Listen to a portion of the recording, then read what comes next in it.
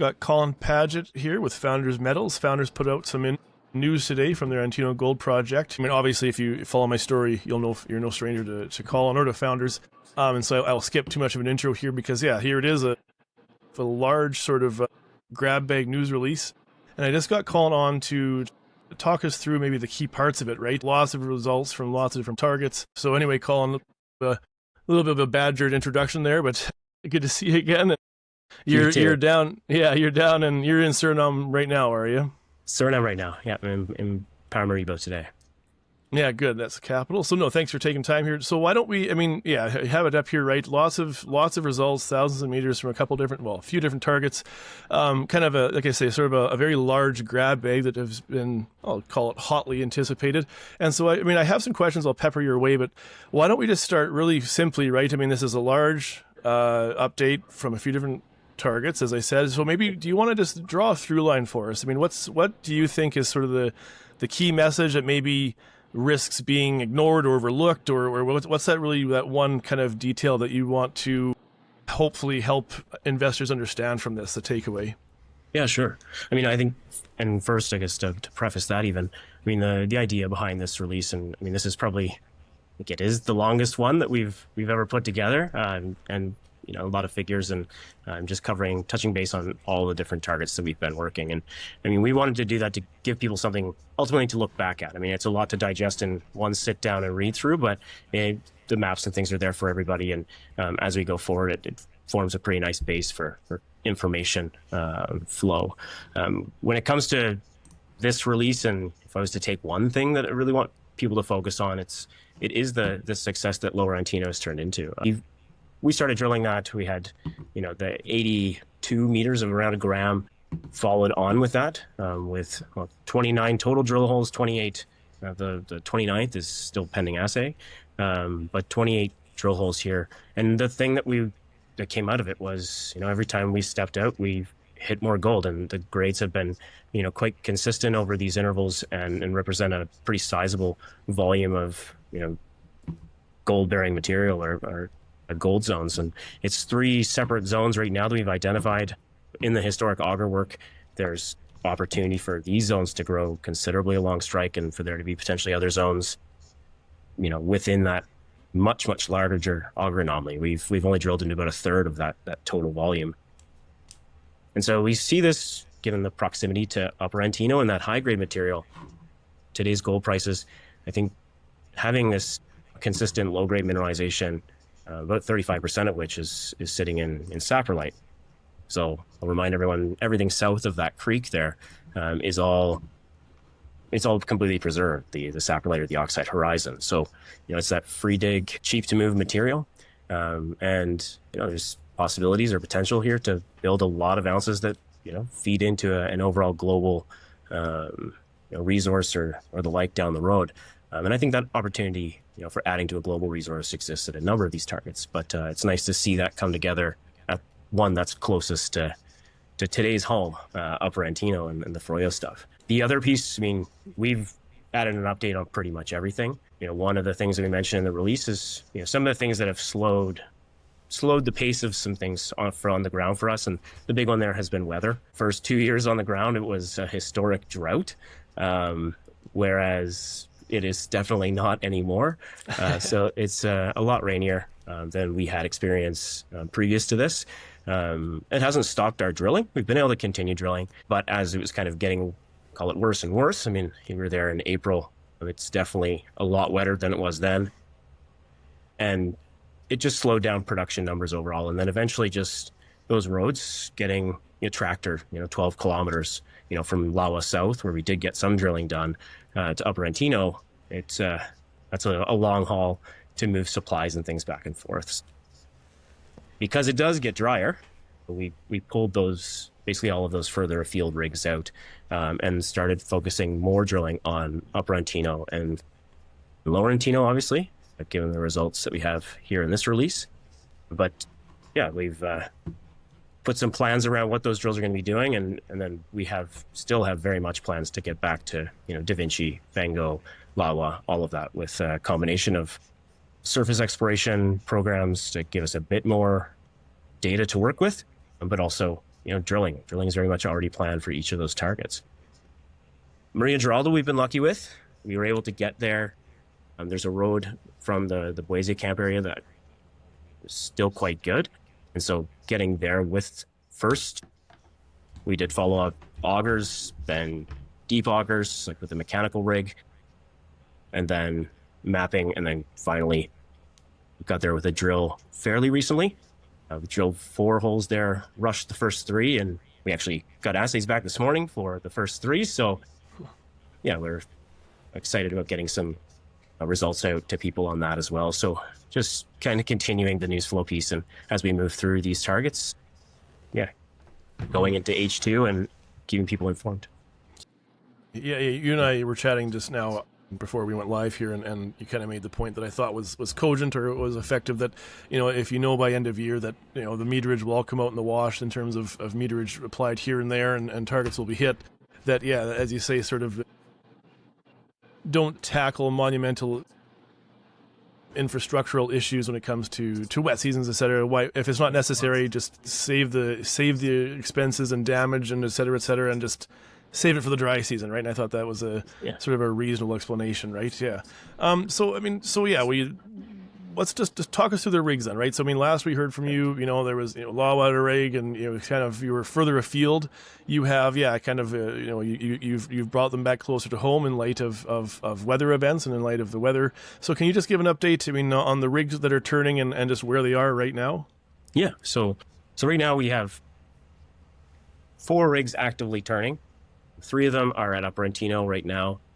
1, as I mentioned, we've been able to get out to Maria Giralda, so 1 is turning at Maria Giralda. The 5th rig on site is being used basically to rotate through all of the rigs that need just regular maintenance. Usually it's about a week of downtime per rig as it goes through kind of a mid-year overhaul with the mechanics that we have on the ground. So once we're done that rotation and we've been through that maintenance piece, then we'll have 5 rigs rolling. And we lay it out. There's no Upper Antino results in this press release. We just put out an Upper Antino release not that long ago. So Upper Antino, though, it describes exactly what our plans are there. So, and the 3 rigs that are there are beginning those plans, but it really centers around, we've only drilled to date to about 280 meters is the deepest we've hit mineralization, or that main shear. There's opportunity with the newest rig that we have. It's got a bit more power and is able to more efficiently target those deeper hits. We want to see, we're working on a kind of call it a deep drilling program that's targeting 450 to 550 meters true depth, vertical, of that mineralization. So potentially upwards of a doubling of where we're at today with that stuff along the main strike. Then working on filling, we said it in the last release, connecting the dots, which I've had a few shareholders reach out and say they really like that. But connecting the dots between Froyo and Donut, and to be honest, we're really not that far away these days. It's everything has been a step out to the east towards Donut, so it'll be nice to get those holes in the ground and see what's there as far as additional parallel shears or mineralization in between the two, and combined they wind up being a cross strike footprint of over 1 kilometer.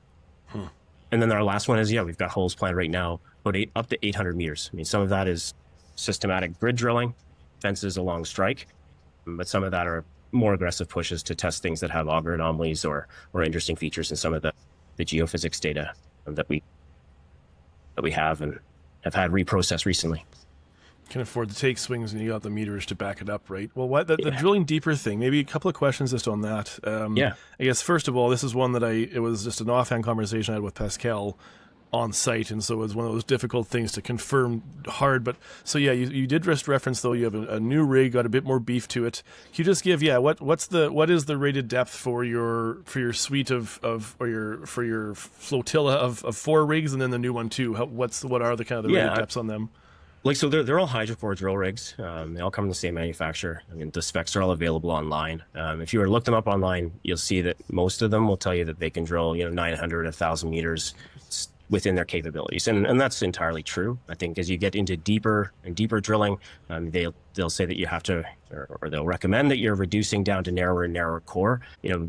We don't want to be drilling below NQ size core, the kind of standard size stuff that you see. We start with H, which is the big stuff, and then convert down or come down to NQ. With the new rig, that kind of 900 to 1,000 meter mark can be drilled quite efficiently. Like the existing rigs could do it. It's just so much slower to keep recovery where we want it. And yeah, I think it didn't really make sense given there was a lot of opportunity to go, left, right, up and down and everything else. And so we focused on that with the original rigs. But this one, we specifically bought, the tooling, the extra equipment that goes with it that allows us to do that deeper stuff as efficiently as possible. And that deeper campaign, my understanding was originally kind of planned for later than a year. If I'm reading between the lines here, obviously the weather brought you back home. Let's get after it. So you're actively drilling to depth, call that 550. Is that occurring right now? Absolutely. Yeah. Awesome. Awesome. Exciting. And like in that, if you look at the main, kind of 700, 800 meters of, call it the central Froyo zone there, one end of that only takes mineralization is only down to about 150 meters at one end of that. And it's only in kind of the central core that we get down to that 275, 280 mark. And so there's a lot of room to really build out or confirm ounces along strike at depth. And then, obviously further along strike outside of that core area as well. Well, then how many meters, again, just sort of this stamp in time here in late June, just about at that halfway mark, as you kind of referenced in your news release as a mid-year update. So how many meters have you drilled to date? And then how many meters have been announced, if you can kind of give even just rough numbers on those? Announced, we're around 20,000 total for the year announced, including this release here. Drilled, it'd be around 25,000 is what we have drilled. And then as far as like on track or on pace, I mean, January, you come back from the holidays and there's a ramp up phase there where it's not just all 4 rigs going day one sort of thing. It takes a bit of time. So, it's not a full month there. And we're coming up into 5 rigs and, seeing our meterage numbers come up quite a bit. I mean, we're now, seeing that kind of consistent or much more consistent 35 to 40 meter average shift. So a couple of those a day, is fairly common. Now, look, these are drill rigs. We're in the jungle. Things break down. Like there's always challenges. It's not like you get that every single day, but that's the average. And that wasn't the case when we were further away. We had much, much lower drilling averages. So it's, as far as meeting that 60,000 meter total for 2025, we don't see any difficulties there whatsoever. And as we don't really work under a program per se, although it's nice to kind of frame it that way because it just kind of keeps things, in a package. If we're able to hit that 60,000 meter mark, it's not like we stop. We drill 60,001 and keep on going. That is the plan. Yeah. Well, then, I mean, honestly, I think this is just one of those things where we're just getting an update from you and letting people kind of hear it from you is value. Is there more? I mean, we're 15 minutes in here, and heaven forbid I actually get this done relatively quickly. But can we discuss? I mean, somewhere, and what you and I were discussing again, just how manage the question of communication and strategy, and how and to what degree, and what you say, and et cetera, right? And that sort of, there's 100 different ways to split that hair kind of thing. But, I mean, I guess maybe part one will be.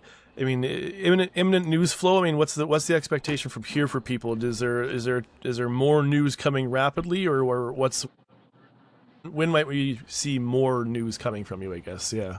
Yeah. So right now, I mean, I've said kind of where the drills are situated. So I made mention that Maria Giralda, we've had some interesting rocks on the table. We just received some of the rushed assays back, so there's going to be news coming out of Maria Giralda pretty imminently. I think that's the word you use. That's the right word.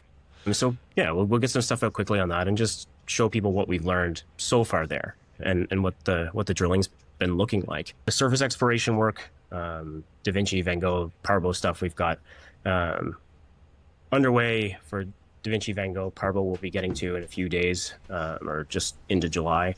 And so I'd like to keep people apprised of kind of what we're seeing on the ground for superficial results as well. I think that's something we've not really kept people in the loop on when it comes to just the superficial exploration work, and there's a lot of work happening. So we intend to keep that going. For drilling the Laurentino stuff, we've got more work to do there, but that's going to be, it'll be a little bit because we want to keep these drills, the 3 that are at Upper Antino, working on the 3 kind of main bullets that we've outlined. And we'll finish a portion of that and before we would think about moving a rig outside of that. I think we want to really just stick to meeting those 3 goals and releasing results as we finish each of those steps. So fairly regular news results on the drilling front. We still, there are results pending assay. We didn't stop drilling any time in here, so there's other stuff that still is to come. I mean, there's plenty of drilling at Upper Antino that's in progress and meters that are outstanding. We've got, I think that's really the gist of news flow on the drilling front. After that, it comes to the corporate side and everything there. I mean, it's around the 70%. I think a lot of there was a sentiment of like, well, this was kind of a fait accompli, and in this business, and nothing is done until it's done, and so getting the 70% piece was quite a big milestone for us as management. I was very excited to have that go through the steps.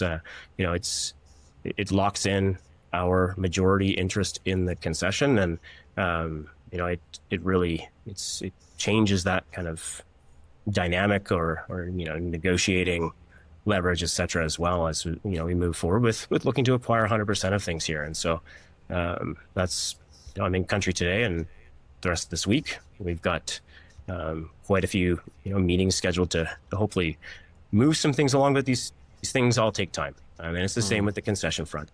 We're still working on acquiring concessions effectively all around us here.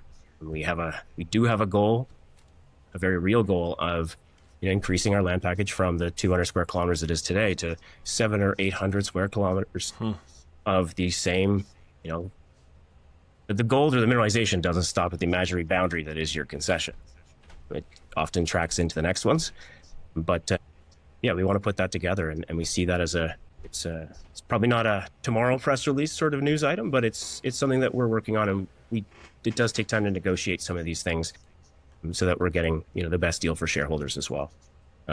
It's a process, but very much moving forward.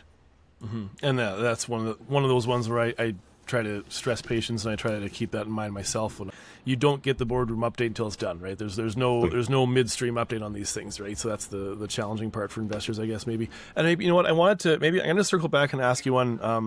And this is again, I think that founders, you came out, just shut out of the gate, like a battle to hell, so to speak, sort of thing, right? Just remarkable success early, which I'm sure made things very busy for you and very complicated, but also is kind of a dream come true in terms of how you want your exploration story to start, right? So it's a good problem to have, but it's still a certain adds to the complexity of things. But this news release and the last one too from Boise, which the Lower Antino Boise, they're kind of sneaky good. I don't have Boise in here, but I'll bring it in for people after the fact. But huge, long potential, kind of multi-kilometer long strike of mineralization. Here you see Lower Antino Tier 2, and you referenced yourself. Very large bodies, and heck, if you start to kind of connect these things together in any sort of semi-successful way, again, it really does sort of create a very large and compelling target. But again, the victim of your own success, or the investors being a little spoiled in terms of expectations, were that high grade. I remember having a conversation with you, a couple of years ago now, earlier when we first started covering you, is that you're going for low grade, and you found high grade, and just this sort of these crazy sort of happy accidents, or always just this upside good news, unexpected, that kind of defined founders for so long. And so I guess the question I have for you, rather than just talking about how awesome your results are, do you need high grade, right? What's the issue here? Do you need high grade for the story to matter? I think obviously, if you're asking me, probably need another high grade story to really kind of kick it into another level of valuation. But right now, are people sleeping on the low grade? Where does this low grade fit in? Where does this fit in for you? Well, so I think there's a couple of things there. Like, I really do see Antino as a situation of, we have a future mine at Antino. Like, we crossed that threshold a while ago, and the question still remains, how big is it? And that's what we're doing is drilling and exploring and looking to find out both, how big is the, what is currently the flagship and most advanced target, Upper Antino, but how big are the things that are peripheral to that. We do have the advantage of finding that high grade piece at the beginning was a big part of both, limiting dilution, and really establishing ourselves in country, on the ground, etc. But then having both the high grade, the low grade, whether it's Boise, whether it's at Donut, whether it's here at Lower Antino, I mean, by and large, the low grade mineralization, it's lower grade than Froyo and Upper Antino, but it's quite consistent. Along strike, it's been, every single hole we've drilled at Upper Antino has had quite a bit of gold in it, over significant widths. And just to be in a system like that, I think is impressive. And, we look at the scale of that auger footprint. We look at, what we've drilled to date, and we see a lot of potential here. And we really do want people to understand that, it's, at the end of the day, that ultimate NPV, or, what that mine produces, they're all the same ounces that come out of the plant. And so being able to put things like this together with the Upper Antino stuff at this stage in the process is really quite exciting. If you found only grades like what we have at Lower Antino, that was it, you'd have a hard time getting off the ground out of the gate.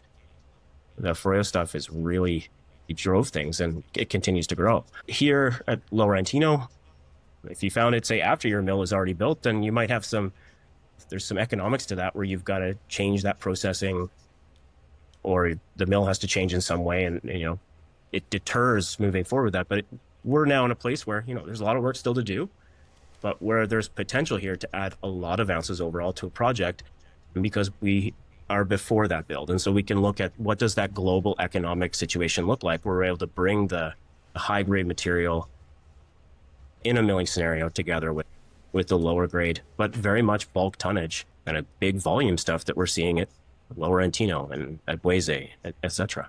So it's very exciting. There is still a lot of opportunity for being surprised with high grade. I will say that didn't just somehow go away. Like the gold at Antino, that's certainly one way that it presents. It's not just low grade out there. So I think there's a lot of opportunity. On the exploration curve, we are actually still quite a ways back. There's lots of work to do, and if we wind up growing this concession package, then without getting distracted with it, it just represents so much opportunity for future growth as well. And we do want to focus on ounces relatively closer to Upper Antino as much as we can. I mean, those have just intrinsically, there's more value to those ounces in particular, because that's our center of gravity right now. So it's why I'm very happy to see what's come out of Lower Antino. But discoveries and exploration and all of that is also really exciting. And so we are going to keep with the plan of pushing towards out to the east and to everywhere further afield as well, once we have a bit drier conditions on the ground. Yeah, no, and then as you said in the news release, kind of by later summer, you'll start to dry out and have a chance to get farther afield here. So no, Colin, I know that, you've got another busy day for you as always here, but no, I mean, there are other conversations I want to have, and I'll just I want to talk about corporate absolutely. Communications, growth of your company, compensation, but I think, this isn't the conversation for that. Maybe I'll try to get you on in a month or so. We can have a more sort of navel-gazy conversation in that regard. But I mean, for now, do you just, I'll let you have the final word here again. I mean, do you just, again, just that 30 seconds, what does this prove? What does this demonstrate that you want people to focus on at this news release? Yeah, the big one is that, look, over the entire property, we're still finding substantial and significant gold mineralization, and some of it, particularly the further afield stuff, is still very early. I mean, those are greenfield targets, but they're very exciting early stage targets. And combining that with the Upper Antino, that's been just a fantastic target to drill and work, and with these other closer to the Lower Antino, the Boise, that's really, us building our base and continuing to add ounces to, what we see as a potential, future tier 1 type deposit. And there's a lot of work to do. As I say, we're still fairly early in that process, but being early in that means that there's a lot of opportunity to find a lot more things and grow the things that we do have. We're on the communication side. There's we're going to be a lot more active with that. We've added a couple people to the team to help there. I'm certainly spending a lot of time in country, as a few others in our team, and it's a zero-sum game when it comes to how much time you have in the day. We want to be better with that communication piece and just have people understand what's going on a regular basis. And that's the idea behind this press release. This is where we're at. This is where things stand. And there's a lot of exciting stuff there to work through. Not every single thing will work out. It would be weird if it did.